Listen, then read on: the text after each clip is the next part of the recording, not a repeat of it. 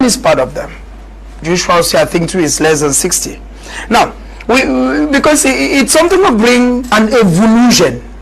These are people, individuals. This is my opinion, and maybe someone may not think it that way, but it's my opinion. I'm thinking, Mr. Leo, that Ateki is a young man whom I discovered while in Yaoundé because I attended a seminar.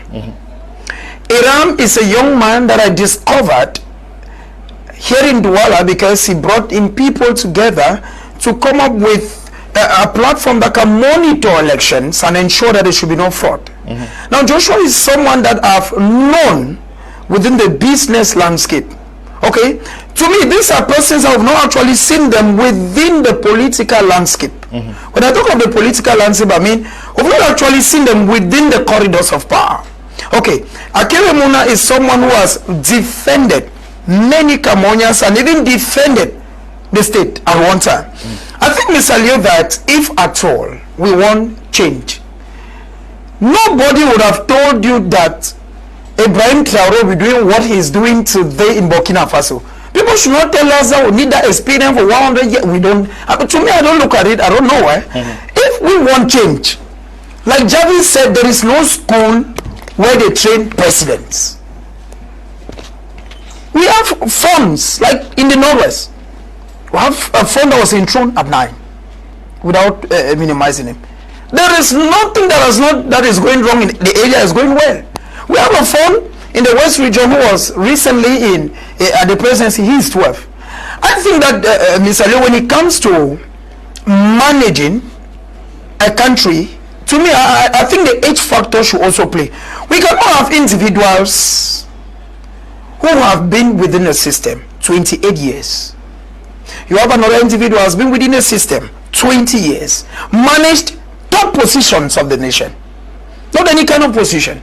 And now, if you think that within that period that you were within the system, you could not right the wrongs, and that it is so now you can withdraw and come right the wrongs, then we too should also think that Cameroonians have gone to a certain level that they are not as stupid. Cameroonians are too intelligent. If you go even to the commonest man in the street, Mr. Leo, and ask him this question, he too has a choice for a candidate. And when we ask most of these people, what they say is, it's just been normal to look for a new face. If I told you want to form a coalition, or even if it's not the case, let Cameroon also say that we have a young president.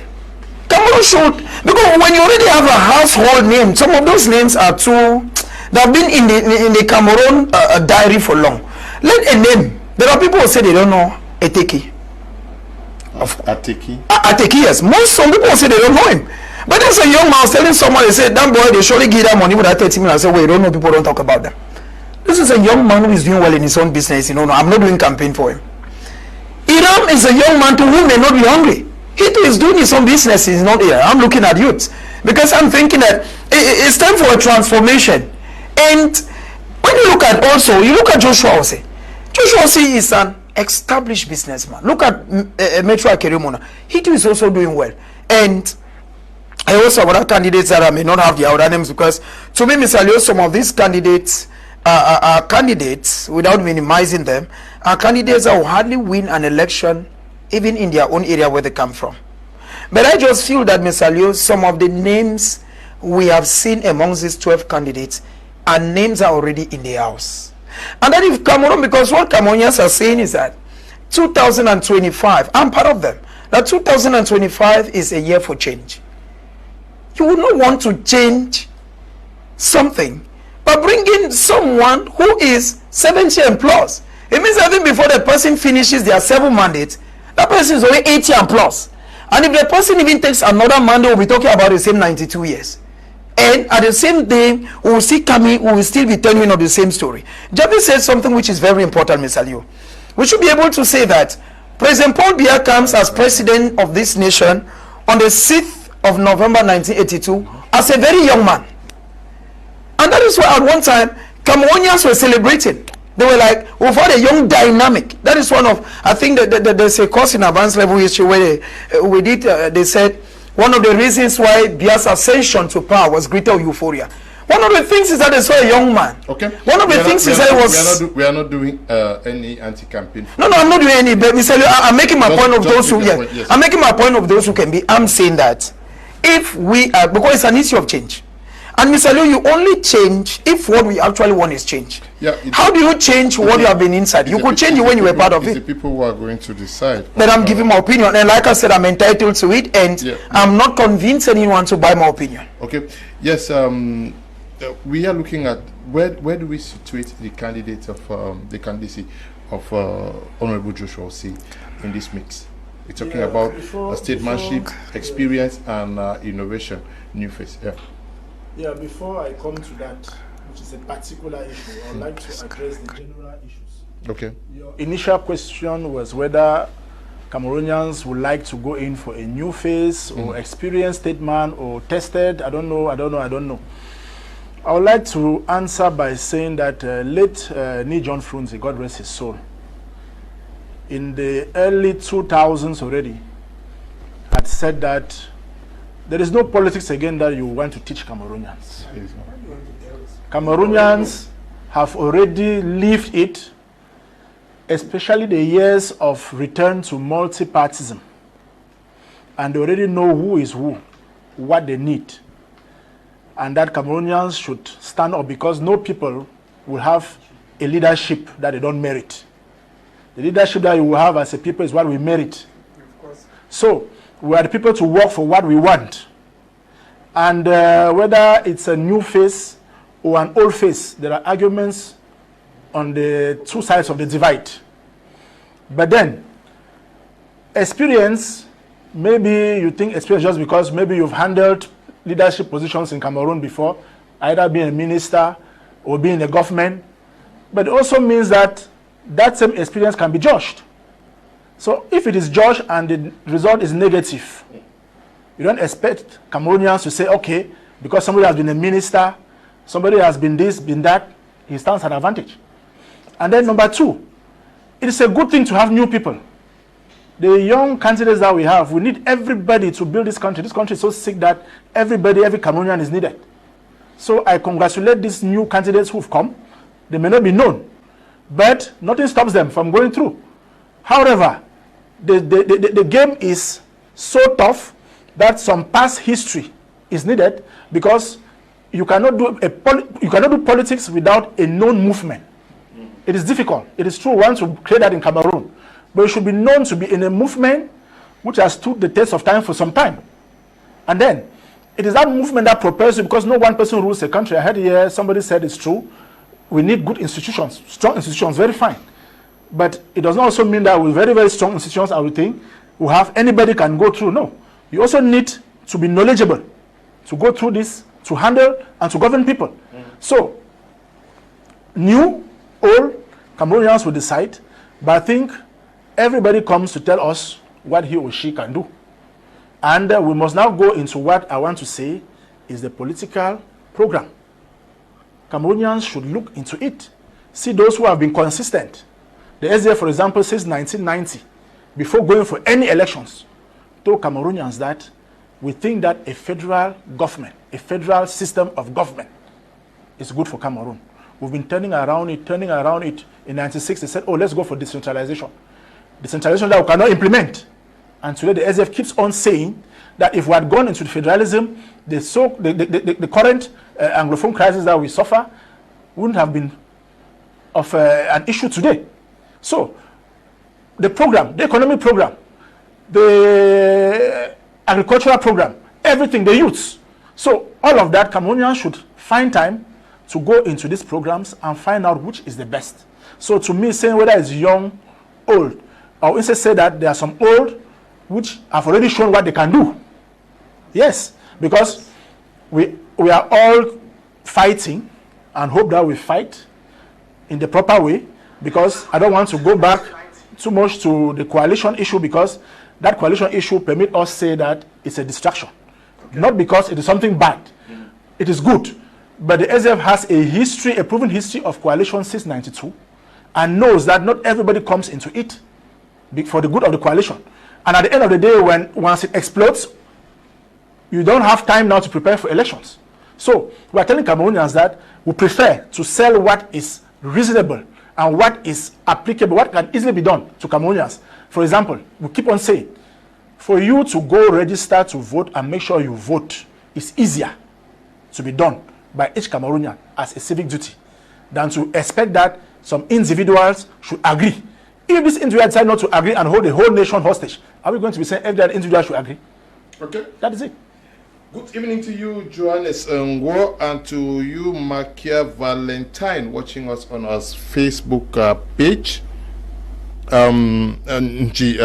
Lucas, when we talk about statesmanship and experience, is that going to work in favor or to the disfavor of especially those who have occupied positions in government, drawing from their output so far, even what they have been able to realize in their respective communities?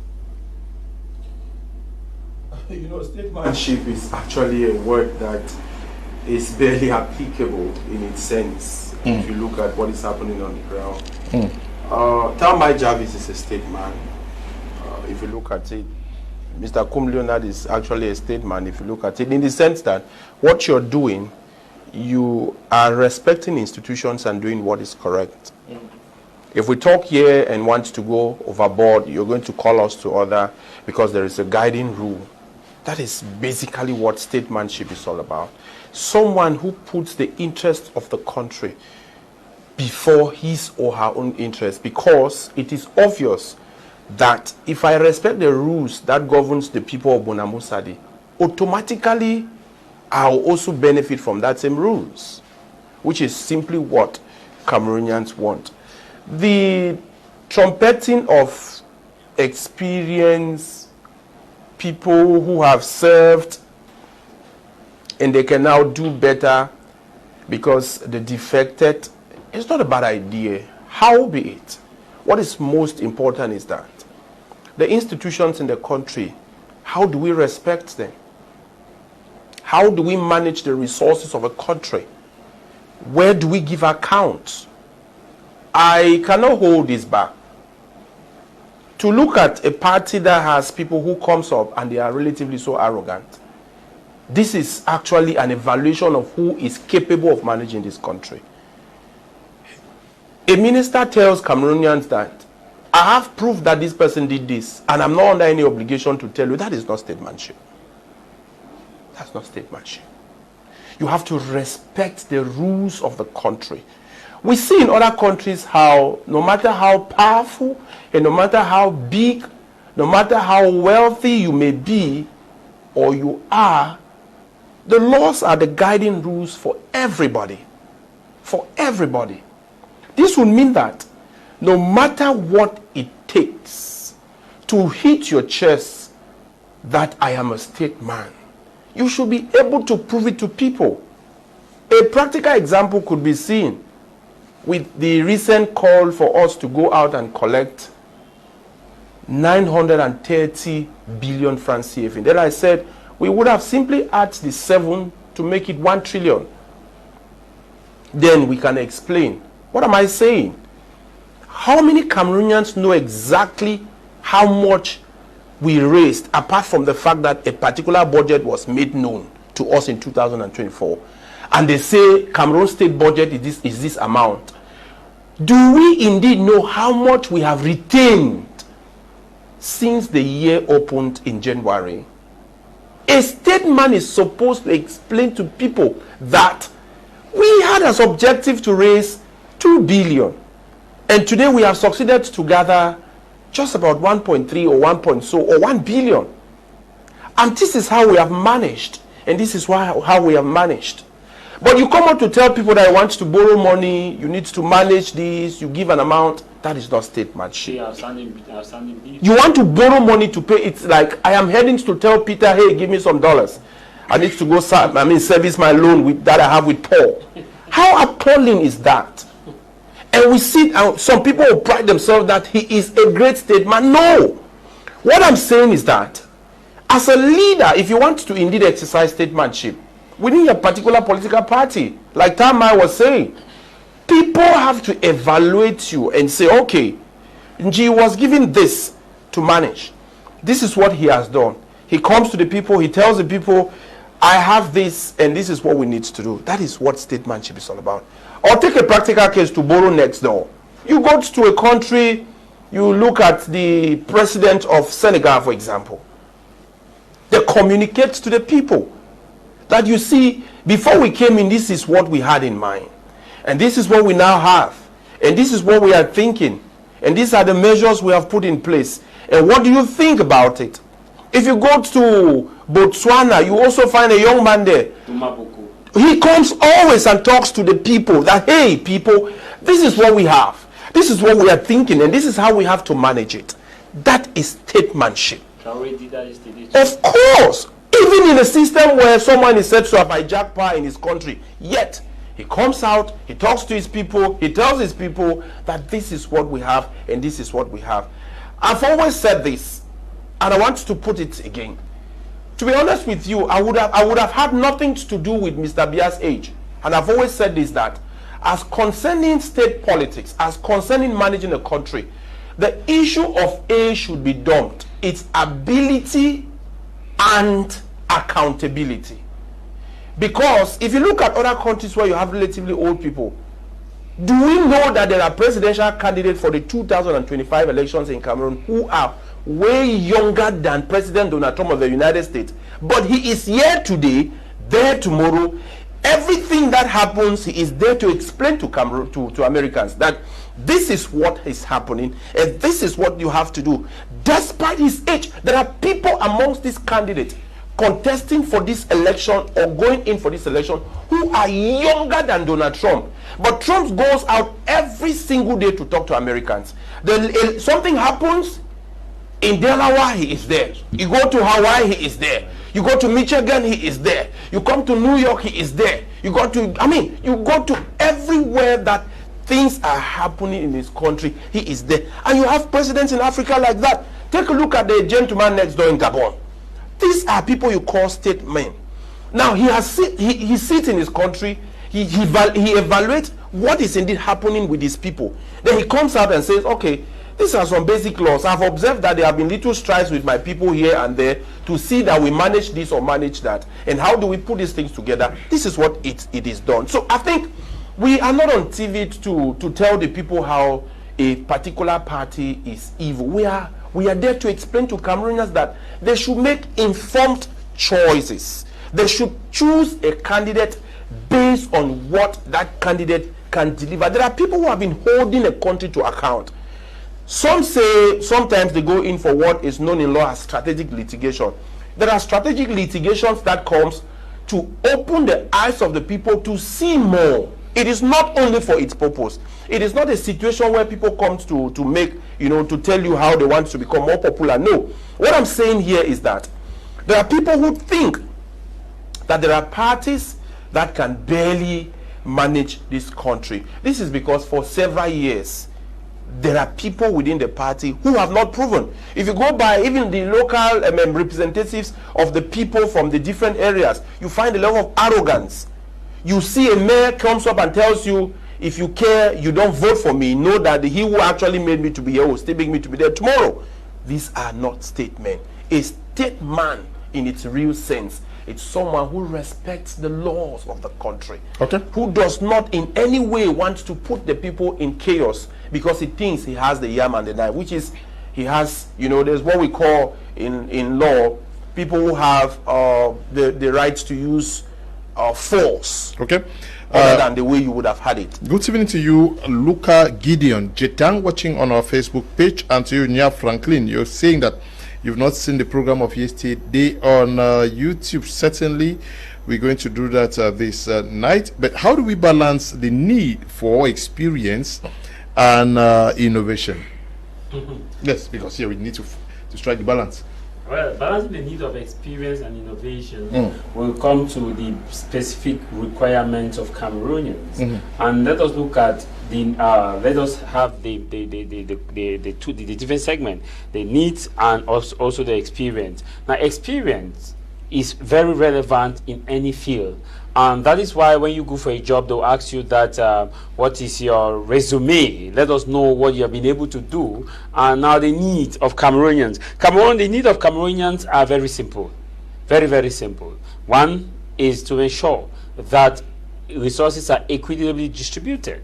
The second is to ensure that the rights of people are respected. The third is to ensure that no one is below the law, no one is above the law. The next is to ensure that electricity should not be epileptic, which is epileptic till death. The next should be ensure that the hospitals, which they have, should be able to take care of their leaders, cure their leaders, not that the leaders should do tourist healthcare services, where you move abroad for healthcare services and your subjects are left in the hands of medical doctors. Now, how do we go from this? How do we move from this? First, our leaders need to look at themselves as transgenerational leaders. That is, leaders who are coming to not to reap the benefit now. Because let me be honest with you. Any of these candidates that comes and tell you that Cameroon will be an El Dorado after 7 years when they take over power is a lie. It's not going to be easy. It's a process. Nobody will change Cameroon overnight. Because expectations are so high, because Cameroonians just believe we are going to start working. Yes, Cameroonians just believe that any leader that's just coming now, bam, jobs will be there, roads will be tarred, this, that. It's good for these leaders to start telling Cameroonians that it's a process. It takes a lot to build a nation from scratch. It takes a lot. Now, why did I actually bring that out? I brought that out because when you listen to the quarters, many people are saying that we need a leader that can act like Traoré, that can. Even in Burkina Faso, it's not easy. We are just seeing pictures, but the reality is different from what. It's a process. The reality is not. It's a process. If you have friends in Burkina Faso, I'm not sure they are going to tell you that they feel what we see on pictures. Yes, it's a process. It's a process. Because you just have Cameroonians. Talk to 10 Cameroonians. They no, we have somebody that. But let us look at the issue about jobs. Like you talk about experience. Many of our leaders who come and tell that we'll create jobs, but they have not told us how. Government in itself cannot create jobs. Government can create favorable policies that can bring in companies who will intend create these jobs. But which, of course, that's how jobs are. Because when somebody come and tell you, I will create jobs, how are you going to create the jobs? The jobs are going to be based on friendly policies that are able to attract foreign investors, or that are able to boost the small and medium-sized enterprise. Because the person creating job is Mr. Anji, who has a company. The person creating job is that mama in the market that goes to the market, hire a truck service, that also ensure that the councilman comes and collects ticket. He pays the councilman who collects the ticket. That mama who is in the market is a job creator. So how are we going to create jobs? The issue about also security, how? Because experience, let me be very honest on this issue. Experience will also come based on parties, the party ideology, and the party, like Barrister said, the party long history. You must have a long history. That long history is based on, because some people may want to charge me on militative or SDF, but when something is right, you should copy. Because if you look at from 1990 to date, they have had a clear policy that have been clear in terms of what they will do now, what they intend to do tomorrow, and what is supposed to be done in the nearest future. But when we see the experience, most of these people are gaining the experience. Their experience is based on, maybe some will tell you that President Pobe has failed, all of it is President Pobe has failed, President Pobe has failed. And that's why we are saying that, tell us how you intend to, because the experience is all about how. You say you fix our road, how are you going to fix the road? You say you fix our hospitals, how are you going to fix our hospitals? In a nutshell, to me, I believe that we need a candidate that can be able to look at Cameroon in its diversity and say that, you know what, let us reset. And reset it. Let me be very honest with you. If any person wins election today, apart from Mr. Biya, you see all these Cameroonians are saying they want change, they will hate him. They will hate him because the policies that is going to put in place to actually transform the nation, they'll start saying, oh, they will be like the issues of Israel who were taken away from Egypt and started saying, oh, you would have left off in Egypt. In Egypt, we're enjoying, because the kind of way in which Cameroonians are already comfortable with this kind of system, it would take I just pity whoever will win the election, apart of Pobia. Now, let's look at profiling the party policies and the candidates themselves. Have we taken time to look at what this person has achieved so far, what he has done, and what the parties actually stand for? Or we are just looking at this person, we are looking at Hiram, we are looking at Ateki, we are looking at Baisa Kere, we are looking at Honorable Joshua Osi, we are looking at these guys. Have we taken time to profile them? Unfortunately, I don't think so, Mr. Leo. I do not think so. A majority of Cameroonians have chosen their candidates. Like, I'm going to do for this person because of this, of one reason or the other. Yeah, but now if you look at the candidates and what they are proposing, you want to take the case of the Social Democratic Front, for instance. They said, I think I listened to the chairman, Honorable Joshua, he said he's building on 3 pillars, something like the socialist, the democracy, and Pan-Africanism. Now, when you look at most of these political parties, Mr. Leo, they are seemingly saying almost the same thing. Almost the same thing, because someone who also talk about solving the crisis is already the social aspect. Someone who also talk about ensuring that there is dual nationality, and that because one of the reasons that Cameroon is losing huge sums of money is because those who have been out of the country cannot come in because of the aspect of dual nationality. Now, Mr. Leo, you also want to look at another candidate, I think is Boga. Now, he has a mindset where, because he's someone, I'm not making campaign, I'm saying what I've listened them to say. He is someone who has worked with the International Monetary Fund. Now, he looks at Cameroon and thinks that Cameroon is so rich that with just a little amount, Cameroon becomes an El Dorado. But now, you want to know that Cameroon, first of all, is going through a lot. It's going through a lot that it's going to take a lot to fix. A lot of things. It takes much money to fix roads. But when you come and tell people that, okay, we just 100 francs from each Cameroonian, it's going to amend roads, it's something that appears attractive. It's something that appears very, very convincing. But I think that how practical, like Jarvis was saying, within the field, how practical can that be? And now, when you look at other political parties, people who argue that, okay, these are people who have a legal sound mind, and that if they take over the country, they know how they are going to use their legal experience to right the wrongs in the country. And when you look at other political parties, I keep turning around the crisis in the north and the southwest, and someone tells you, like the Social Democratic Front, nothing for them, no campaign and nothing against them, and like what the chairman said today, that in just 100 days, the Anglophone crisis is history. Violence. Okay, the violence. Okay, the violence in 100 days. Okay, okay. Thank you, at least you're there. Now, within 100 days, the violence will stop. And now you're looking at a violence that has been existing since 2016. 100 days, if my mind doesn't fail me, is 3 months and some few days, or some few weeks. How we're not saying it's impossible, eh? But the how. Yeah, it's a how. I'm looking at how feasible. Okay, but okay. I'm sure. No. Reaching a ceasefire situation, after which the process goes on. Yeah, and I also think that, Mr. Leo, when you look at it, at the end of the day, I feel that Cameroonians. My question is, you. I want us to look at the political parties themselves. Have they sold themselves to the people? Do the people say, okay, this is what PAL stands for? Can they say this is what Mr. Leo, some of us have known these things. Away from the name Issa Chiroma. Yeah. Do people really know what the FSNC stands for? But the FSNC has been insisting that they want to take over power because Cameroon has been plunged into poverty for 43 years. Do people really know what these parties stand for? Take away Bello Boba. Do you know what the NUTP stand? Do they know?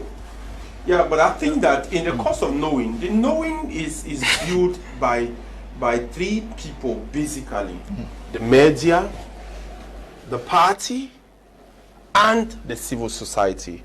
These are the organs that should communicate to people. They communicate, they don't. These are the organs that should communicate for the people. Because, take for example, someone has written on your page that he thanks you so much because through your page, he now understands exactly what is happening in Cameroon. This is because you are communicating. You are a media. You are a media man. Now, if the political parties themselves do not organize moments where they have to explain to the people exactly what they intend doing, the media has other role to go to them so they can talk to the media with regards to what they need to do. So the media could come back and inform the people. The civil society also has such role. But it's unfortunate that if you look at the case of Cameroon, I tell you, televiewers, the truth. Sometimes when you want to talk to some of these people, they will reserve themselves and they will not want to grant you the audience. Now, how do you expect people to know about you? And this is why we say that some of these people are relatively too arrogant, something that they already know. But this is what I always tell the elector. Of course, in every democracy as such, you, that person who goes to give a vote for someone to be elected, you determine whether that person will be elected or not. Thus, it is now left. I said somewhere that why can't sympathizers, holders of electoral cards, sit somewhere, put up a small union of voters union where their objective is, we are interested in bringing change, but if you cannot tell us how you are going to bring the change, if you cannot communicate with us, if we do not have access to you, it happens with other parties. This is the reason why, take for example, if a few people put themselves together or more and say they want to meet the chairman of the SDF party, the party organigram that is in place, there will be someone that is going to move to the chairman and say, hey, there's a group of people who want to see you. But it should not be that way. The party have respective people in other places where sometimes within the sphere of their party, they need to call people for other dialogue where people need to come there to know. But it's unfortunate that as concerning these people, since they are not a party in power, because with the party in power, it's easy for you to know exactly what they intend doing or what they do. One, whenever a minister is coming, a group of people rally themselves, they carry the party emblems, they go there, you already know that this party is standing for this, or so people already know exactly what's happening. But for the party that have shallow governments in place, what you need to do is that you need to put yourself together and ensure that there is a way that you communicate to the people. If you go to most of their Facebook pages, go to their X handles and the rest, what are they saying? You will find that people barely go to their pages. People will be voting those alone because they don't even know exactly what these people are doing. But like I keep saying, this is where I will say, yes, it is now incumbent on the civil society to indeed take its position to do profiling of these people. If you do exactly what is required, you're going to talk to the people, because most people believe in opinion leaders. Most people, if you go to a country like Nigeria, the civil society in Nigeria has been broadened with celebrities and influencers. These influencers, they tend to know a lot as concerning this. Whatever they say, you find the majority going towards it.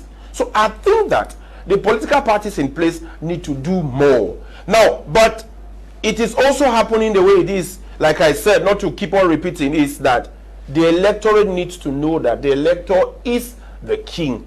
Let me tell you, if you go to the 2024 elections in the United States, this is what Elon said to the people, that among the 500 and something college vote, he is ready to pay $1 million for one. Okay. And that was because he wanted to prove to that people that, or to the people that, you, the people who vote, you are the ones who are making the leaders. This is how much you are cherished. This is how much you worth. So the electorate should not twat themselves, thinking that if these political parties do not want to go by what you're saying, because in Cameroon, for example, the way the law makes it, there must be someone who is going to represent a particular political party for that change that you want. Okay. So you too have to be there to understand what is happening. Okay, I start to Saliu watching us on our Facebook page.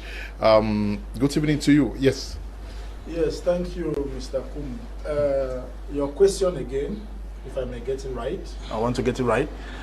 That what have these political parties been saying? Do people really understand? Do people really understand what they stand for? What they stand it's for? True that, okay, when you talk of the SDF, you say it's a federal. Please, yes. Yep.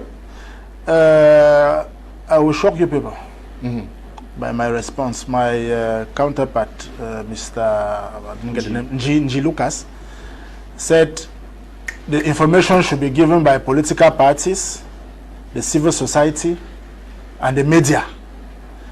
I bet to say these three people you've mentioned only contribute. It is you, the citizen, who lives in a country, and if you know what you expect from your government, you are the first person to know what that government is giving you, what another person is giving you. If you get me well, I said here earlier that the people only have but the government that they merit. Knowing it is not enough, working for it is what is important. Very, very important. Working for it. So, and I'll keep repeating or keep quoting him, the late national chairman, Nijon Fundi, that there's no place again that you will teach Cameroonians.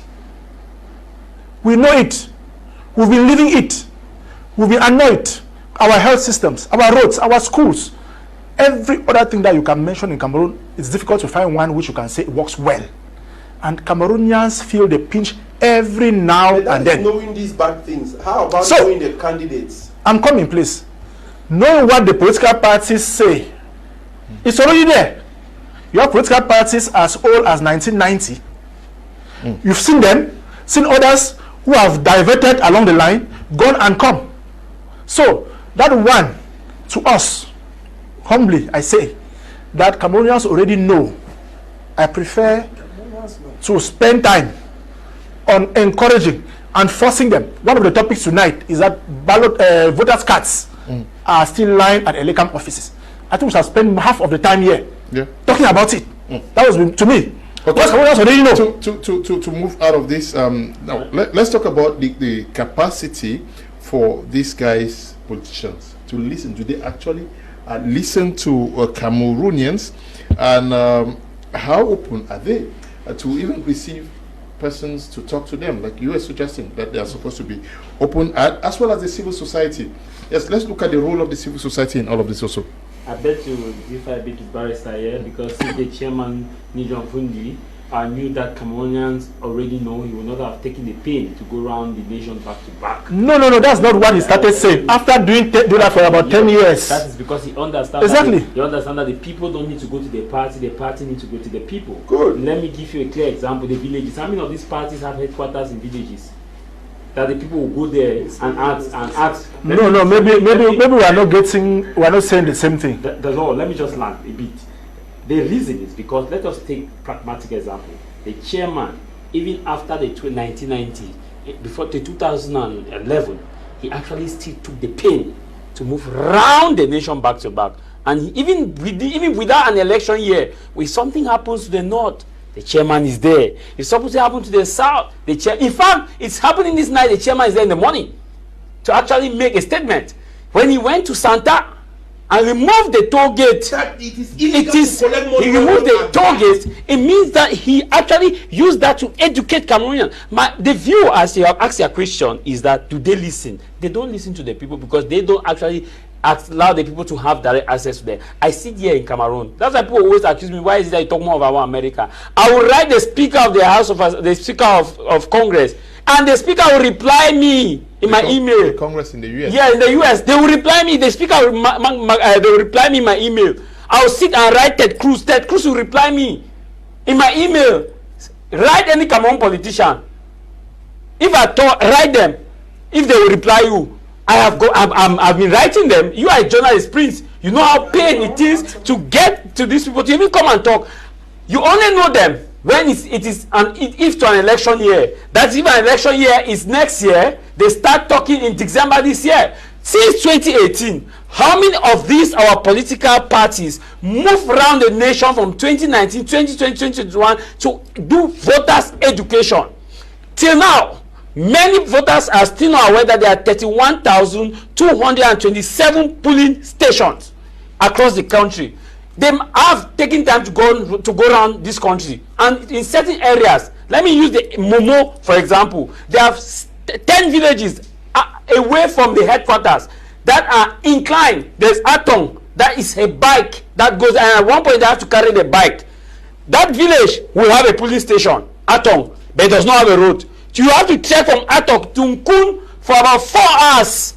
You have to check. So the man in Atong in Nkun, how will he know about a political agenda of a party if that party doesn't go around and have the, like you talk about the foot soldiers. The foot soldiers need to sell this party. Mr. Kuma, I will assure you that even till now, if you invite some of these frontline political parties, the leaders of these 12 candidates, they hardly make themselves available for interview. But bet me, Nigeria, Peter Obi lost the election in 2022. And Peter Obi has been back to back every day. Peter Obi is on this media to this media to this media. Our own opposition parties, I am saddened when I look at, sometimes you invite them, they will tell you they are so busy. They only start if to campaign period to election, that's when they will start appearing on media. Effectively, that's when. But that is not the time. The common man wants to know your vision. The common man vision changes. People die. People get of age. People get dementia. The voting class constantly evolves. It changes. The dynamic changes. And if you go to their social media, let me give you a clear case example. You write officially to their social media. They will take time. If I thought they will reply, you will take a message of God. I personally, I have the receipt. I've written to 8 of these candidates before the presidential. The list came out, and even after the list came out for an interview, none have actually replied me, and I've been calling and calling and calling. I am assuming that I'm a concerned voter, but let me assure you, I wrote to the Kenyan president, the presidency. I have a reply in my email. I have a reply. I wrote to Ibrahim Traore's presidency. I have a reply in my email. But when you want to start to talk, they tell you that Cameroonians are not interested in their leaders. The question is, like you said, the profiling of these parties cannot be profiled by only the media, but they must make themselves available. Trump lost 2020, let me go to America, election. But Trump, from that day, back to the people, it was back to back. Let me leave America aside. Let me come to Kenya. Elections is due for 2027, but it will shock you. You feel like the election is next year. Nigeria is just nearby. Election is 2027. It is as though it is this year. So with us Cameroonians and Cameroon, what our leaders, some of them are spending their time to Senegal to go and heroize Aidjo's grave. That's when most of them are spending their time. The question is, instead of taking that time, go to the villages. Let's take the southwest. Let me just take the southwest for example. Let's take those villages, Lesoka, Britingi, Wete, all those villages. How long do you think it will take a party to just go around the southwest? That's why we are saying that they ought to have started this thing before 6 years before the election. The next 2032, you start now to prepare for 2032. Okay, and we have opponents of the political parties and the civil society. Very briefly, what is your take on civil society's contribution in helping to conscientize the people? That's why I wanted to also say something about that, Mr. Leo. You know, generally, civil society, to an extent, is a watchdog. But unfortunately, civil societies in Cameroon, I know that they're going to attack me badly for it, choose their political parties and their candidates. They should pay their allegiance. They don't hide it. But as I was thinking that when you're part of a civil society, you have a role to go to a community, go to a village, or go somewhere, even on media, and you tell people that, okay, these are the different candidates that you have. We think that this is what they are proposing. And we also think that with what they are proposing, if you look at this, look at that, it would have been better. Unfortunately, Mr. Liu, civil societies in Cameroon, a majority of them, not all, choose their candidates. We know people who have a strong following, even online and what have you, who have chosen their candidates already. They make it clear. They don't hide it. And another aspect, Mr. Liu, briefly on the media, I have a friend who is part of the 12 candidates, I think 2 or 3. I think I've been repeatedly calling, without calling his name when it came out. But now, he steps out and say, I just picked because you've been calling in. It tells you that Mr. Leo, our candidate. I've been calling from the 12th. He made 2 weeks. He gets to me 2 weeks later and tell me that if he just picked because I've over insisted on the calls persistently, and he just want to tell me that we're still together, but a lot of things on his hands. I was like, which kind of things, Masa? But that aside, Mr. Leo, that's the politics we have in Cameroon. And I think that Jarvis has made a lot of things that I believe our audience must have tapped from. If you write, like you said in the US, and you get a reply. In Cameroon, when I say my things, Mr. Leo, people tell me that I'm speaking from my experiences that I've been voting in this nation. Cameroonians, a majority of Cameroonians come and blow grammar. They have candidates. And if you may even want them to tell you why they want to vote for this candidate, it's difficult. Mr. Leo, is because, Mr. Leo, you have a platform here, which at times you're ready to welcome. But now, people have chosen certain media houses which they think they give a priority to. They may come to those media houses every day. It means they come today, come tomorrow, in a week they can go 4 times. Yeah. You understand? And now, you call them, they think that, I don't know whether they think you want to bore them or what, but I just feel that Jarvis has said something. All of us come from a community. And whether you want it or not, you must have an influence of even 10 people. It takes one person to make you win a vote. Just one person. But when you look at our politicians in Cameroon, Mr. Leo, what actually understand or take home about them is the fact that seemingly they already know how to win elections. They may not necessarily need the media. They may not necessarily need the civil society. I remember in 2018 when our candidate, I will not call the name, came to launch his campaign at Banu Hotel in Douala. He kept the media waiting for close to 3 or 4 hours. A colleague, may so rest in peace, of Le Messager, asked him, he said, vous n'êtes pas encore président. Mais vous avez mis les médias, les journalistes, plus de 2 heures de temps. Even to even say sorry, because we're living in a nation where the impression is as if, it's as though you came to beg. It came as if you even have someone that was your friend who now joins a campaign team. You call the pics and tells you, well, I'll call you back, there was a meeting. I don't know the meetings in this country where people hold there, everything okay, cannot call even attend. But like Jarvis is saying, you now have someone within the government, Mr. Leo. You write even a deal, a governor who is already in active service. He gets you, he replies you instantly. Well, so he prints, I'm busy, but I'll get back to you. But someone who is not yet sure whether their candidate will even succeed is the one who hangs your call for a whole day and calls you to tell you, I just pick him because, boy, you know, say, we don't go a long way if I know you pick finally. Mr. Leo, if our politicians, there are political parties who have already made a name. The Beno Bubas may not need to even necessarily pick your call. He must have made a name. Some faces know him. The Cheromas, the Joshuas. But I think that, but I'm not saying that, even at that, that's what I want to just say. That even at that, I just feel that Joshua calls you. Live.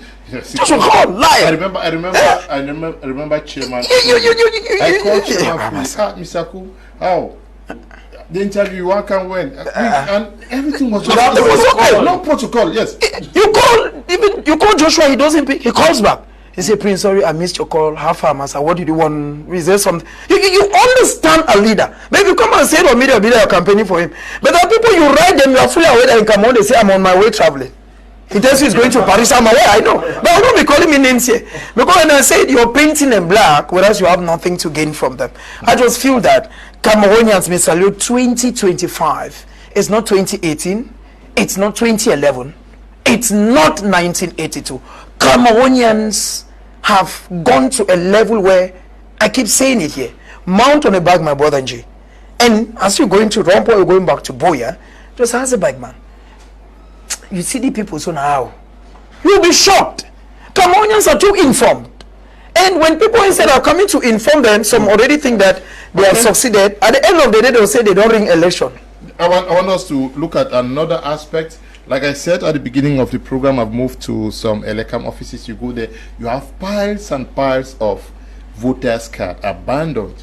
Not just this year, they have been there forever, and almost everybody is in the quarter asking, complaining that their cards are not around. They say no, they will rig election. They will say, they'll give you all the complaints. But why is it difficult to just go and collect the card you registered that for. Maybe you were forced to register, I don't know. No, you see, let's not make as if we don't know the root cause. Okay. You know, Cameroonians have been tortured with elections. So much so that the easier option is always easy to take, staying away. With the return of multipartyism, we all know the excitement, the anxiety, the desire, the zeal of Cameroonians to go to elections. But since somebody had to maintain himself there at all costs, he had to start rigging the elections, and this discouraged Cameroonians. It's not a justification, I'll come to that. You see, there are many people before Elekam, before Onel even came, the administration was handling the elections. And I've been participating in elections since 1997. Okay. And I know what the administration used to do in my village, Awi, in the Santa subdivision. People who had their names on the electoral registers were removed because some people needed to win elections and they knew that this person will vote this party, will not vote the other one. So all of this is one, discouragement. Even in the results, when they even win, it's a problem. So this has made Cameroonians largely not to believe in elections, which is not also correct, because the person making you not to believe in election knows that no matter the fraud mechanism that he comes with it, if there is massive participation, that fraud will be difficult to go through. So that's why they're doing everything to send away Cameroonians away from elections. So it is a big assignment to us Cameroonians, the political parties, the civil society, to educate Cameroonians. And that education can also come from what we suffer daily, because when we think that we are suffering and we only complain and keep quiet, like you said, if somebody mounts a bike, you ask them, they'll tell you many things. But my question I want to ask is that, okay, after saying all those many things, ask him if he has a voter's card or if he has gone to register. You see that it has ended there. You see, so it's something that we must fight and continue to tell Cameroonians that there are two ways, either the ballot or the bullet. Some parts of the country have opted for the bullet. I think 10 years, close to 10 years down the line, we can know, we can see where it is helping us. So let's come back to the ballot and massively register and vote. In fact, we are being happy that we have over 8 million voters, which is not even the case. Because the difficult to me will be how many of them actually end up voting. Don't be surprised that even 2-3 million will be the figure. But our prayer is that we should have close to 7 or more, close to the 8 million vote. And then registration again afterwards, it does not end only in 2025. So it's a continuous process. I hope that as the years come by, Cameroonians should come back to it and should know very well that this process is very, very important for the nation. Those who've registered should go and collect their cards. I even said that those who've never registered, they also have a role to play. You may not have registered to vote. We have people close to you who've registered to vote. Encourage them to go and take their cards and vote. So that is it. It does not end there. We'll come to the other ones. When you vote, what do you do? Because you also vote and go back home. At 6 p.m. you get different results. That is it. Okay. Yes, is it an issue? We've been talking about voters' education for so long now. Why would people go and register and are not ready to go and get their voters' card? It's not only for the voters' card. We have ID cards. ID cards. Yeah. Yes. Now, I'm going to look at 3 people with a responsibility. The first person is the state of Cameroon. The second person is the government of Cameroon. And the third person is the institution in charge. The state of Cameroon is yet to make laws as concerning this that will easily bring this person into this. I'll go by the villages Mr. Tamai quoted a while ago. If I have to carry my bike on my shoulder to go to another village and then I ride 4 hours. 4 hours before I go to pick up my voter's card, it's a problem to me. But if in my village there is this civil status office, let me quote the gentleman of blessed memory, Ayapo Abine, that there are no civil status registry in Akwaya, an entire subdivision. Then you ask yourself question that, okay, someone wants to register for elections. Someone has succeeded and registered for elections. and his vote card, you see the distance where it is. That is the state of Cameroon. So there should be law, and the law should go down to bring the vote card of the individual closer to he or she. 2, you have the government of Cameroon. The government of Cameroon is the worst amongst all. This is because she understands, she is the incumbent. So she knows that if I should give your card easily, you will eventually have to vote against me, because a majority of those who have not collected their vote card are people whom, if you ask them that by raising of hand, would you say you don't want this party, they will raise their hand that they don't want the party. By raising of hand, they will raise their hands. So you realize that these people are what Barrister said. They are the category that the government has created that apathy, that nonchalant attitude, that laissez-faire attitude of let it be there. That is actually the cause. Another person is Elekam. Elekam delays a lot in the course of printing these cards, because there are people who have been to Elekam office severally. If I go to my inbox, I'll show you someone who wrote to me a few days ago that are the cards available, because I went there a couple of times, I was told that the cards are not available. But Elekam would tell you that these cards are available only when they want it. Now, another thing is, because Elekam is adamant and Elekam has refused to publish the list of people registered, there are people who believe that there is nothing that will change from it. So you realize that Elekam in this case has a part to play, either by an error or by deliberate act. So this is the reason why many voters' cards are still within Elekam offices. There are people who are living in Douala. Go to all the Elekam offices in Douala. You find files. Taxi away. Yes, you have files. Who is stopping people to go collect them? This is another thing. If Elekam took upon itself, Elekam is operating on billions of savings francs. We are paying them. We are paying them. They have to respect us. What should Elekam do? Good. Elekam went to a particular location where they collected names of people who wanted to register for election. What is stopping Elekam to go back to those places as distribution post for these cards? Yes, that's another thing. Here is an issue of putting the responsibility on the voters. You want change because the roads are bad. Now, your cards are on your head. Eh? You carry your bag on your head. Let me conclude. Now, yes, he wants change. Elekam should go to these places where the I'm coming for the voters, please. Elekam has to do so because it will continue with that easy access process. You went and collected the people's data. Okay, you have established their card. Go back and distribute their card. Now, this is another thing. Because in Cameroon, you can actually present your ID card and your name appears on that list. There are people who say, since I have my identity card, I can use my identity card to vote. Because, of course, people, you could use your identity card on the day of election once your name is on the list and you have a valid identity card to vote.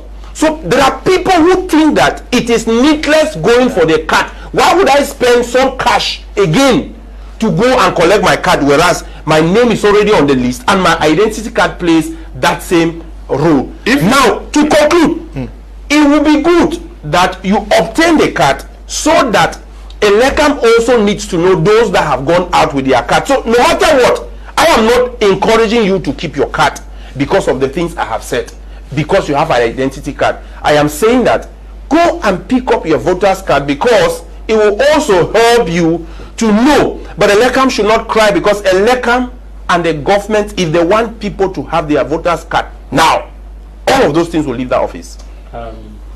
I think that allow elections to be transparent. I think that Barrister raised a very important issue about the discouragement being placed on people who feel like nothing will change. However, we are in a digital era. We must digitalize the process. We have realized this from time immemorial that voters' cards keep lying at Elekam and people are not coming to take them. What do we do about our solutions? The same thing with ID card. When you go to register for your ID card, they ask for your phone number. What do they do with the phone number? Why can't you receive a message, a text message, that your ID card is out? What do they do with the phone number? You said they have billions. Yeah. We are also in a system where Elecam also collect this data from you.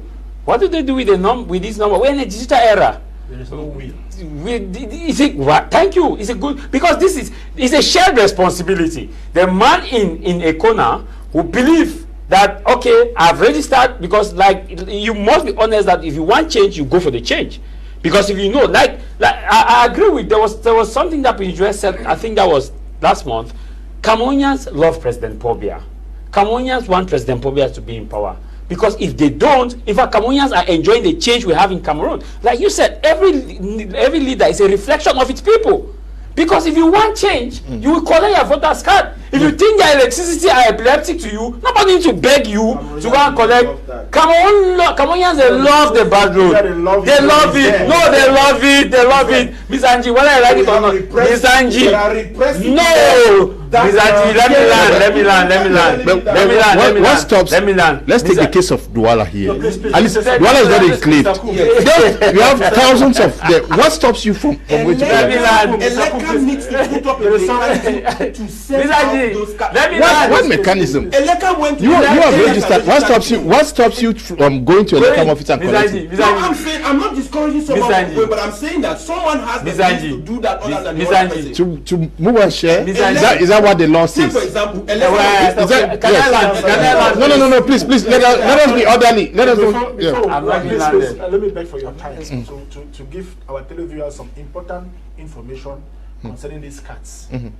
Mr. Angie said on the day of elections you can go and vote with your ID and then collect it. You understand? They collect the cards, because normally cards not collected before, they are brought at the polling stations, so that when you come to vote, you collect your card.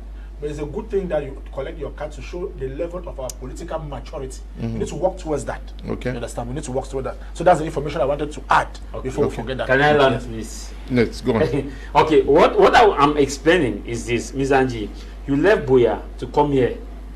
My media prime is not paying you for your transport. It's because you know that you have a civic duty to educate Cameroonians on the right choice to do. Because you know that if Cameroonians don't make the right choice, my system will be in darkness.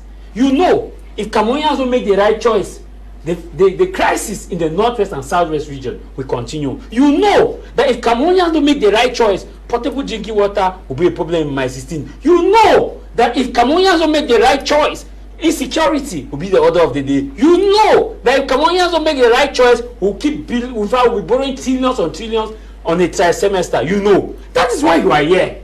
You are not here because somebody paid you to be here. And that's what I'm saying, that and if somebody... that's a huge contribution. That's a huge contribution. Another person wants to go and vote. Yeah, another person wants to go and vote. If somebody who is in Munya that has not had electricity for 6 months, who has registered for election, doesn't go to take that voter's card to actually make sure that electricity comes to Moya, that person loves darkness. That person loves President Paul Biya. That person wants President Paul Biya, directly or indirectly. It is a clear-cut example. How do you explain the fact that you are complaining every day that electricity are epileptic, we don't have this, we don't have that, and this is the moment? I agree. There's something that Barrister said, which I would totally agree. And I've been saying this to politicians, that the bigger the number, the more difficult it is to rig an election. Because when pressure, those are the hem, see the voting majority, they feel pressure and they cannot, they know what time is it. Let me beg your time again to say something. Before, the citizens used to rig elections brutally, stuffing ballot boxes. You know what they do now? They do everything so that at the counting, they are winning. So we have to do everything to make sure that at the counting, we reverse it. And that's why I've been doing electoral litigations at the Supreme Court, before the Constitutional Council, all over. The lesson I'll tell Cameroonians is that you win elections at the polls, not in court. So we must do everything to make sure that when they count, it shows that they've lost. Now, for example, they are counting on the fact that they will not vote in the northwest and the southwest, because very soon ultimatums will come from left and right. And then when they will not vote, those ballot boxes will be filled, stuffed, and it will be counted and say somebody has won. At the end of the day, the person giving that ultimatum will have been the one voting the incorrect person. Okay.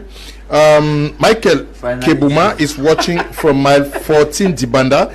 Mbeng Aaron is watching us from Tuba in Mezam, precisely in Finge village. Bongbara Elvis is watching us from Fumbat. Good evening, Mr. Kum. Good evening to you. Ali President Bakari, he is watching us from Cambe. Nwati Ernest is watching. Courage to you and your team, Mr. Liu. I'm watching from Shapuma Douala. Don Kingbe is watching us. Okay. One girl in my area just get Bele. I'm leaving the area. Okay. Okay. Menkem Nembo Stephen is watching us from Wabane Lebialem. Can you just land, please? Okay.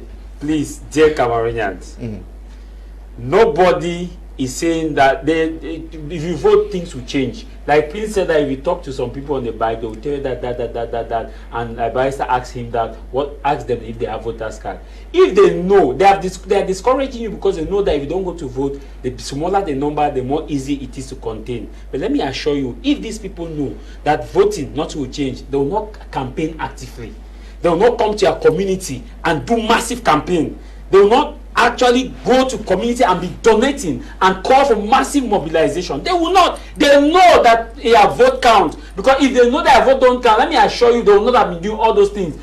But it is your time. The bigger the number. Senegalese went out at mass. That was, it was difficult for Macky Sall incumbent to win an election. At the first round. You see, they came out with more than 12 candidates. At 12 candidates. Yes. They went at mass. In Kenya, the voting bloc went at mass. It was so difficult. The chairman of the Independent Electoral Boundary Commission had the data like that. He told the the parties that we cannot risk this nation to plunge into disaster, because look at, we have more than 15 million people who are already on the ballot, waiting on the edge. But you have 3 million out of how many million people? It is so much a small pressure to query. The bigger the number, the difficult it is to rig an election. Nigeria proved us in 2015, where the incumbent was Goodluck Ebele Jonathan, but Muhammadu Buhari had mobilized already, and he had the numbers, and INEC could not change it. Okay, someone says, good evening, Mr. Liu and all the panelists.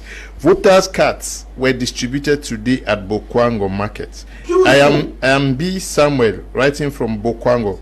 It was done by Elekam. Yes, but are the politicians themselves not helping to discourage voter participation when you spend time talking more? But you have been talking about about the fact that nothing good can come from Elekam.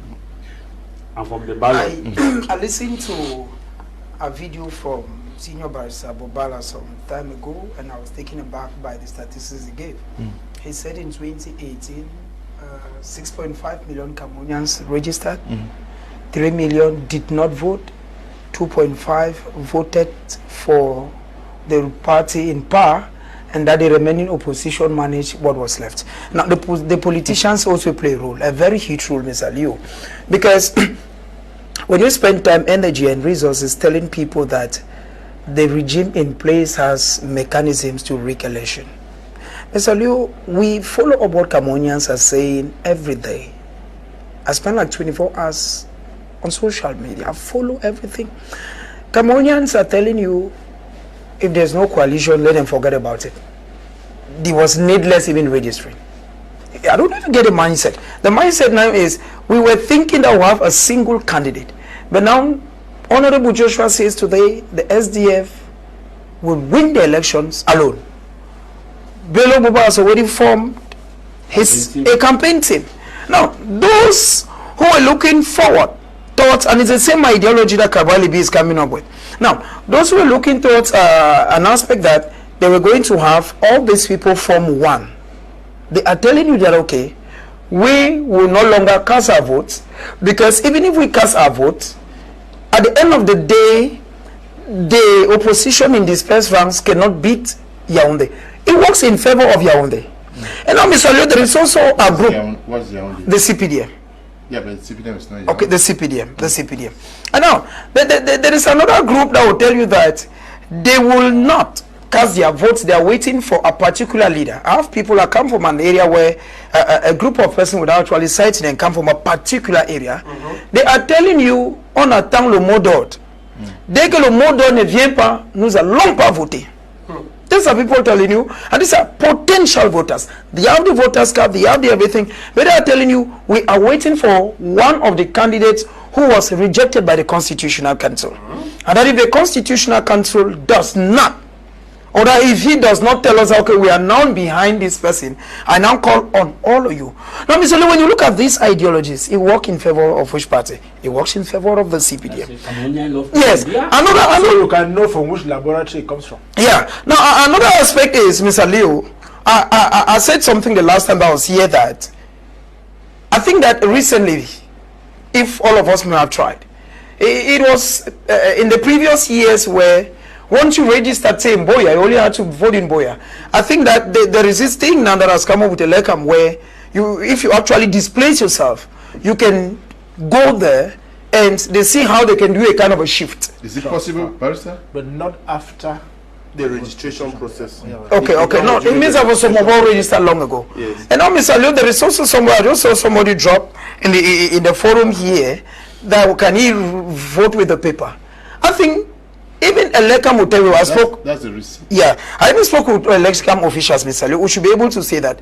Do you necessarily, Barrister, vote only with that card as like ID card?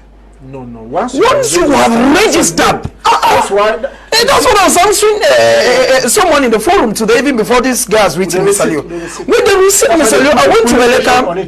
Does it? I went to Elekam officials. You have your card and then it gets missing. Fact. You don't even need it. After 10 or 15 years, you had registered. Yes. This is information that some Cameroonians have, Mr. Leo.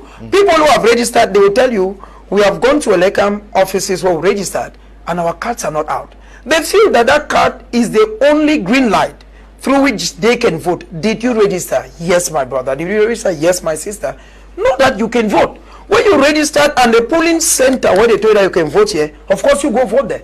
Even if the card doesn't come out, if people make ID cards and it doesn't come out, it's a voter card, okay, go and vote. And I think that, Mr. Leo, that the opposition needs to, Mr. Leo, this is very important, the opposition needs to play this role of encouraging. Mr. Leo, when you look at the CPDM has what they normally call, I think, units, subsection, cells. Thank you.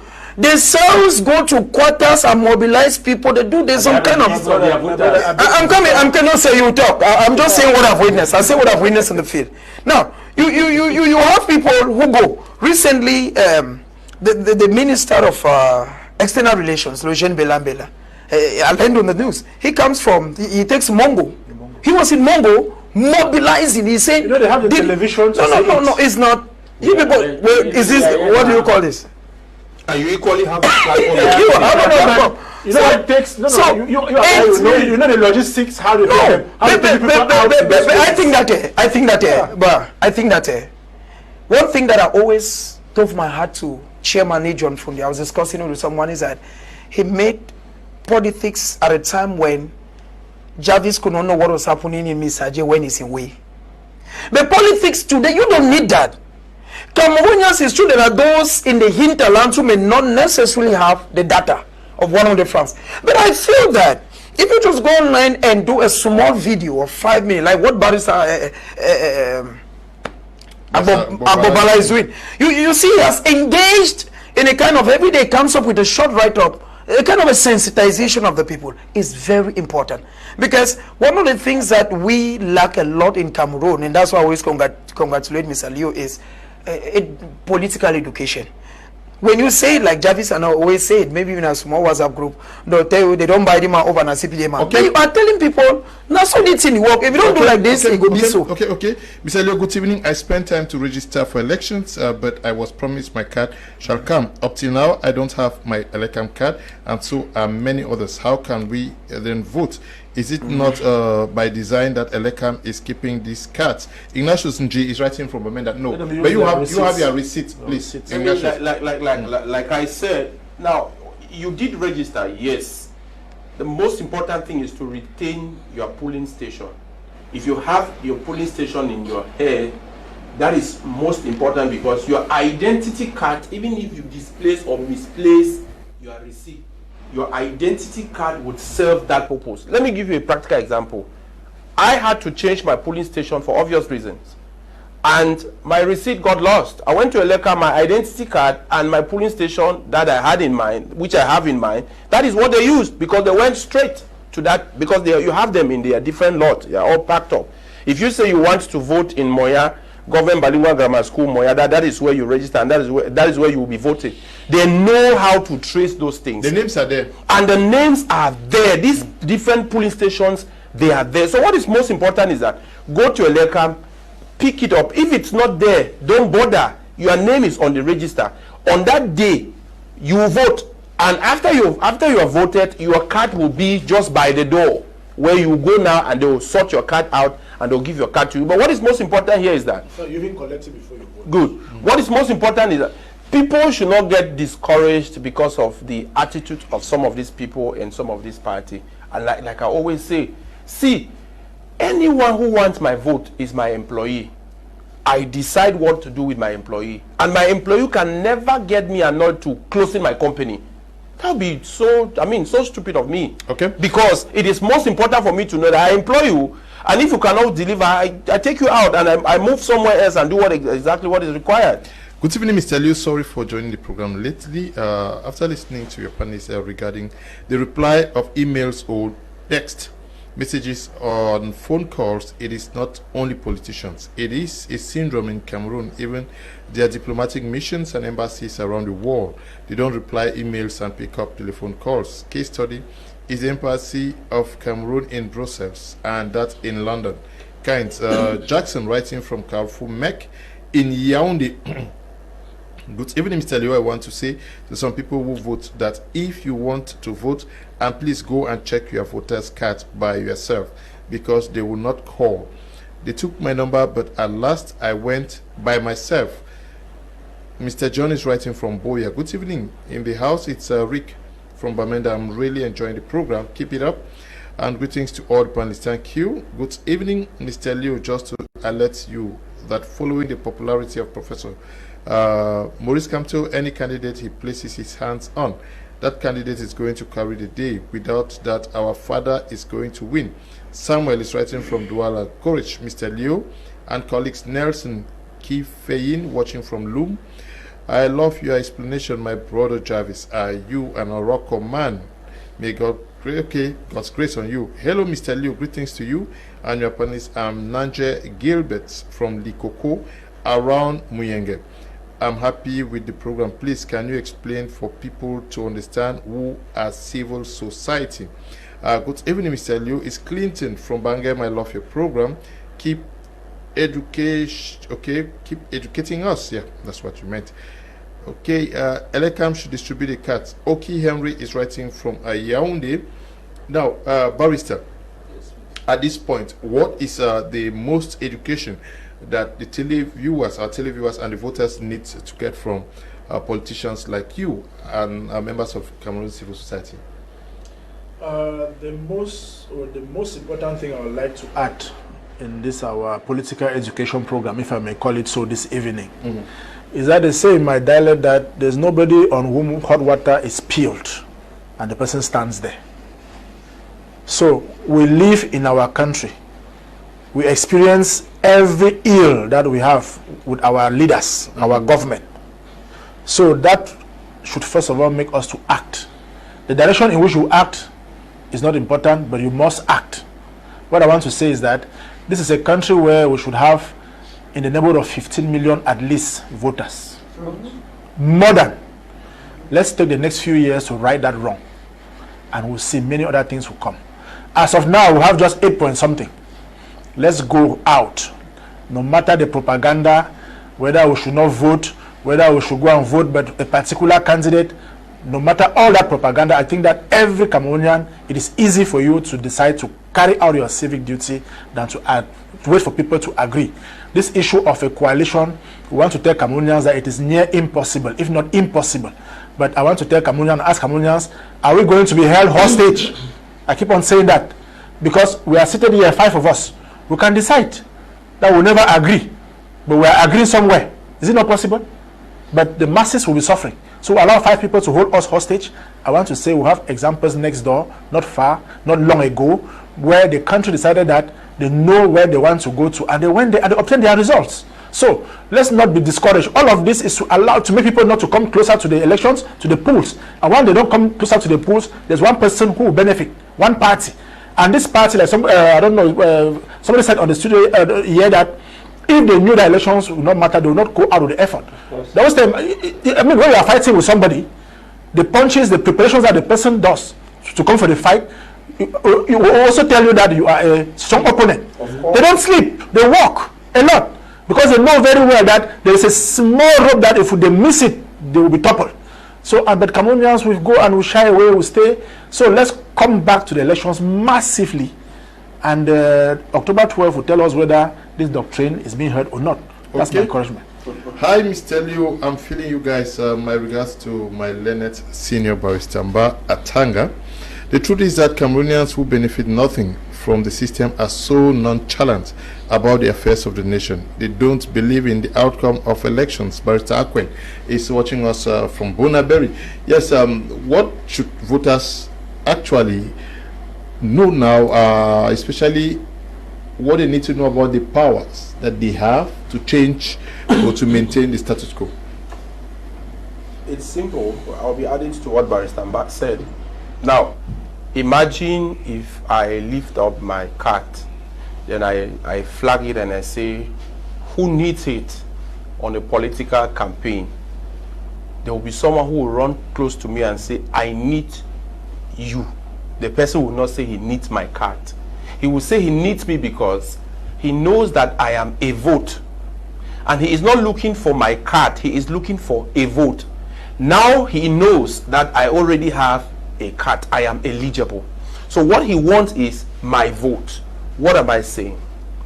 The parties in place, they already know exactly how much your vote matters to them. If you look at their campaigns, if you look at the level with which they want to create the apathy in you, did you know, you that viewer, that in the camp of the incumbent and in the camp of other parties that do not agree with this issue of coalition, they have also sent out people who should tell you that a coalition is the best, but deep in them, they are not for a coalition. For those who do not know, it happens. There are people within the incumbent whose job to go on the media was to talk about if the opposition cannot come together. I read what they say on social media and in different platforms. You find incumbent party top rulers or top leaders within the party that will tell you that the opposition parties cannot even group themselves together. You may want to think that they are thinking well for Cameroonians. It's a lie. It's a lie. All they are saying is that they want to instill the mind in you that apathy they sought to bring out. Because what the incumbent does, or what political party knows how to do, is to create that person in you. Two people. One, either they'll create the person that will not want to vote, or they'll create the person that should vote for them.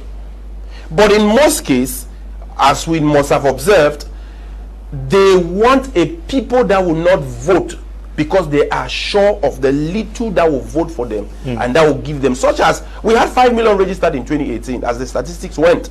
3 million were able to vote. 2 million went for a particular person. Now you realize that 2 million was not found. These 2 million stayed in their house that they will not vote. But imagine if these 2 million had voted against the person who had it in 2018.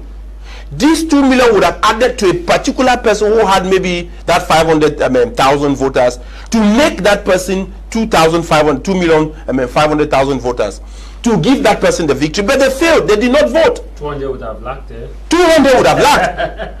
Boom. But what is most important here is that in the end, the people who have the change in their hands is these people you call the electorate. They are the change. That is the power to the people the late chairman of SDF talked about. Which now is the slogan of the SDF. And Sir Seraphine is watching us from Yaoundé. Rigobert Ayuk Obi is watching us from Moliko.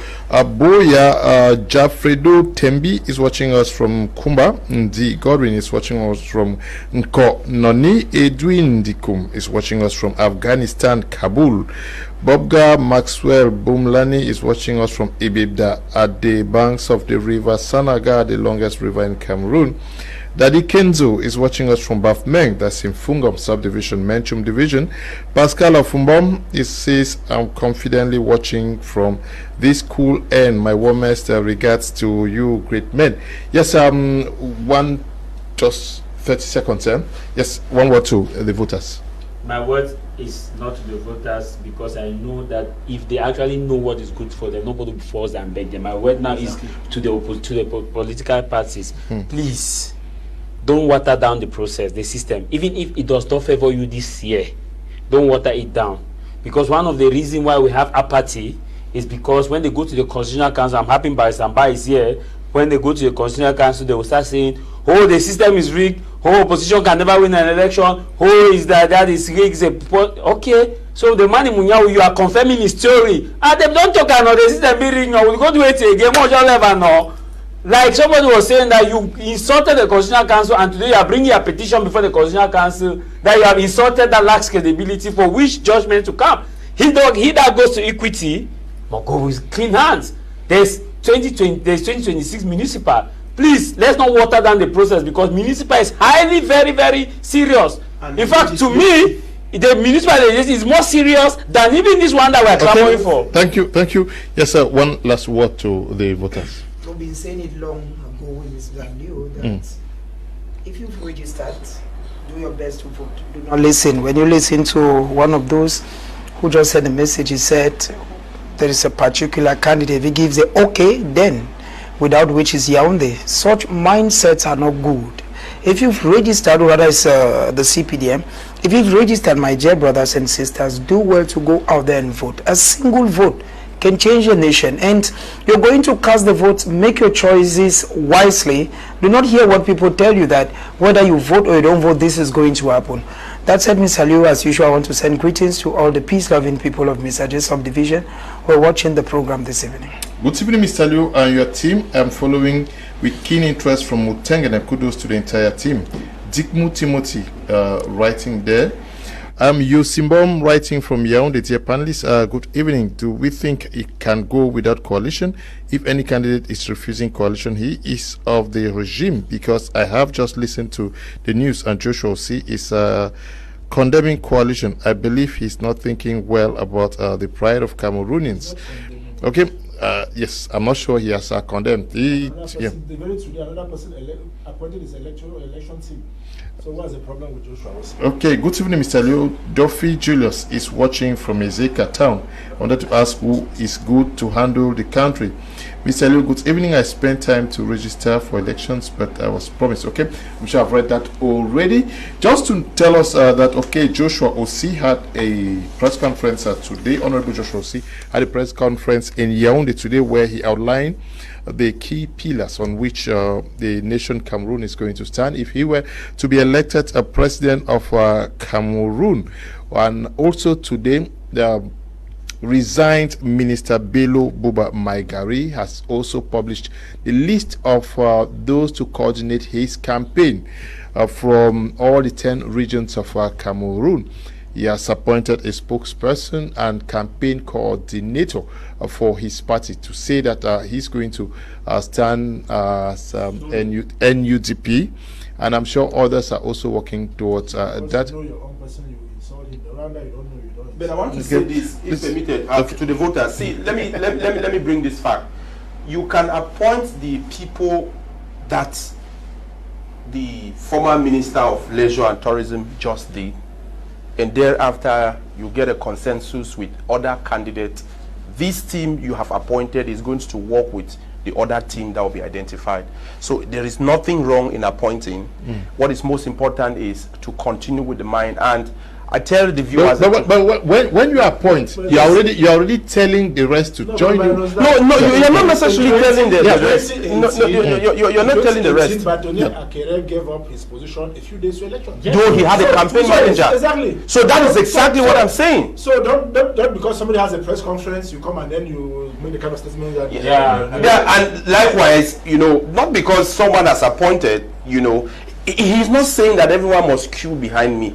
He is only saying that, okay, while we are working, there must always be a plan A, B, and C. It's the same thing Joshua is doing. Which is cool. That he has to no one is actually against that. But what is most important is that I'm not speaking for Bello, Buba Maigari. I'm actually talking so that the people who are for a coalition should not think that these people are not thinking about Cameroonians. Rather, they should know that these people are simply building their team members. Of course, if I'm heading out with the team of Tamai Jarvis, I should already have a team of experts that we are going to put together and put it in. No, we are not confusing them. I don't think we're also helping them because we are falling into this. But I think Barrister Tamba is saying that we are confusing them because Barrister Tanga. I think Barrister Tanga is saying so because initially the chairman of the SDF party was not for that. He has never said he was not for that. Please, you get it. You see, he has he made his point clear that everyone should rally behind him. That he is the best person for that. He keeps on saying. So you are talking from the premise of that ideology. For a coalition, he said it's open for it. No, to be open for a coalition is to mobilize for a coalition. In 1990, the late League of Blessed Memory was that mobilizer. He met people. He met these parties and said, "The union for change." He was open. He said, "People." The party to know whether they are not sent MSC to discuss. There's some he people was that the party open. they want to He keep met people. secret. Maybe Have you spoken? Have you spoken with Honorable Joshua? the party officials. There are parties that have spoken with Honorable Joshua Osi No, but the on a question bilateral is, conversation. If you That have, and who were part of. Please, it's good for us to get these things right. There are people who took part in these Fumban talks who have met Honorable Joshua Osi on a bilateral conversation, and thereafter they moved to Fumban. This will tell you that these people moved to Joshua Osi for a conversation to why not join the crew. do you also And if know at the end of the day he was not there, after meeting on a bilateral conversation, it means he disagreed with it. Why did the Fumban conclave? Why did it fail? Because OC was not there. They had a team that spoke to us. Probably he should also look at himself now as a man. Maybe if he was there, he would have gone there with the grace. You know, the SDF party believes so much. Please. Why did the history of coalitions in Cameroon that SDF? Yes. Why did it fail? And they met in Yaoundé for 3 days. Why did they not agree on something? We have not had any official. We are seeing. So let's spend time talking the essentials. Please, I don't want us to confuse Cameroon. Yes, we are seeing different members who took part in this Fumban and Yaoundé talking to the people, not in the complete sense of it. I think that in the days ahead, these people Did you read the key host, Madame Tomaino, Honorable Tomaino? Yes, I read what she said. What did she say? She was relatively not very happy with it also. But I think the moment they communicated to the people, no, she says, out of 7. Please. She says that 7 of us met in Fumban. We met in Yaoundé. After the Yaoundé meeting, 3 clearly stated that they were not interested in this and that they were out of it.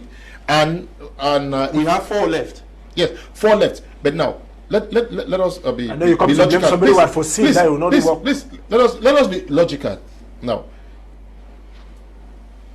NUDP was not part of Fumban stuff, right? Let's say 3 left. No, NUDP was never there. They were not in Fumban. They were not in Yaoundé. Those are speculations. NUDP of Bello Buba has never been part of.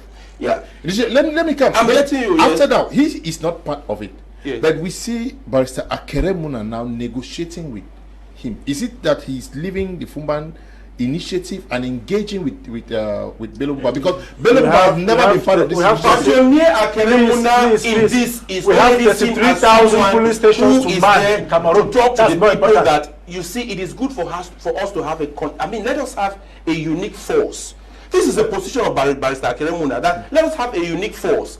That is, no matter what, we should not go in dispersed rank. Yep. I think that this is the premise on which I'm talking. That is to say that I will not rubbish those who went there and it failed, or if it is failing. Rather, I will applaud them that they did their best, and those who disagreed with them, it means they had good faith and they listened to Cameroonians. Yeah, but why would 7 of them spend time in Fumban? Yes. To say they are able to, and then they spent 3 days in Yaoundé, yeah, and still would not agree. What stops them from agreeing? Well, I think Mr. President, now we should be mindful of the fact that people have ego. Amongst them. No, there are people who have ego. There are people who wanted to be the candidate. Which means that for the presidential election. What I deduce is that everybody was going to Fumban for the rest to follow them. That's it. That is why they did not agree. Of course. No, yes, it's no, clear. that is it. Why could they not just send it to one? If everyone went to Fumban, that everyone should rally behind him, or it is obvious that the person who is moving from one, I mean, he has had audience and bilateral talks with almost all the opposition candidates. I'm talking about Barrister Keremuna. Why? This is because he has understood, and he is unlike those who sit and wait for people to come and meet him. If you have observed, I know. Yes, he keeps moving. Yes, he moves. Why would they not agree? If they were not going that, everybody should be, this person was not going that, must be the president. It is obvious that if they are not agreeing, because we don't know yet, we should not conclude, because we still have a period of campaign. People could still campaign, and at the end of thank you guys for coming. By Satanga, thank you, and to you and G, thank you for coming. Thank you too. We are out of time, and to the production team, we are immensely grateful. Thank you all for watching. Stay blessed. Bye bye. We have 33,000.